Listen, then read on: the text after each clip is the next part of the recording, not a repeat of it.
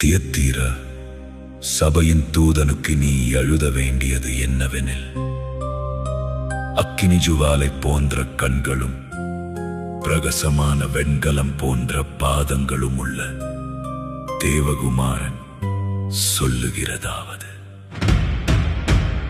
உன் கிரியைகளையும் உன் அன்பையும் உன் ஊழியத்தையும் உன் விசுவாசத்தையும் உன் பொறுமையையும் நீ முன்பு செய்த கிரியைகளிலும் பின்பு செய்த கிரியைகள் அதிகமாயிருக்கிறதையும் அறிந்திருக்கிறேன். ஆகிலும் உன் பேரில் எனக்கு குறை உண்டு. என்னவெனில், தன்னை தீர்க்கதரிசி என்று சொல்லுகிற யேசபேல் என்னும் ஸ்திரியானவள் என்னுடைய ஊழியக்காரர்.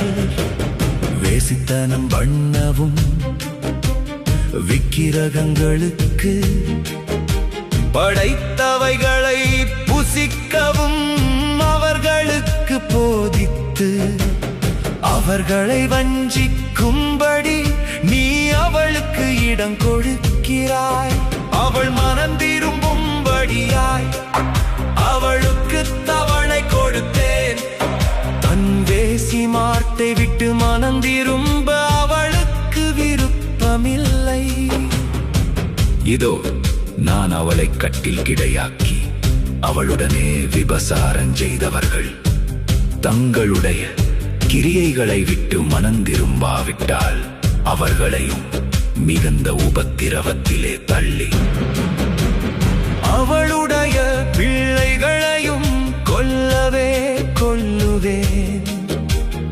அப்பொழுது நானே உள்ளிந்திரியங்களையும் இருதயங்களையும் ஆராய்கிறவர் என்று எல்லா சபைகளும் அறிந்து கொள்ளும். அன்றியும் உங்களில் ஒவ்வொருவனுக்கும் உங்கள் கிரியைகளின்படியே பலனளிப்பேன். தியத்தீராவிலே இந்த போதகத்தை பற்றிக் கொள்ளாமலும் சாத்தனுடைய ஆழங்கள் என்று அவர்கள் சொல்லுகிறார்களே, அந்த ஆழங்களை அறிந்து கொள்ளாமலும் இருக்கிற மற்றவர்களாகிய உங்களுக்கு நான் சொல்கிறதாவது: உங்கள் மேல் வேறொரு பாரத்தையும் சுமத்த மாட்டேன்.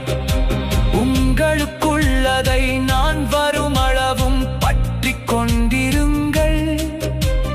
ஜெயங்கொண்டு முடிவு பரியந்தம் என் கிரியைகளை கை கொள்ளுகிறவனெவனோ அவனுக்கு நான் என் பிதாவினிடத்தில் அதிகாரம் பெற்றது போல ஜாதிகள் மேல் அதிகாரம் கொடுப்பேன். அவன் இருப்பு கோலால் அவர்களை ஆளுவான். அவர்கள் மண் பாண்டங்களைப் போல நொறுக்கப்படுவார்கள். விடிவெள்ளி நட்சத்திரத்தையும் அவனுக்கு கொடுப்பேன். ஆவியானவர் சபைகளுக்கு சொல்லுகிறதை காதுள்ளவன் கேட்கக் கடவன் என்றெழுது.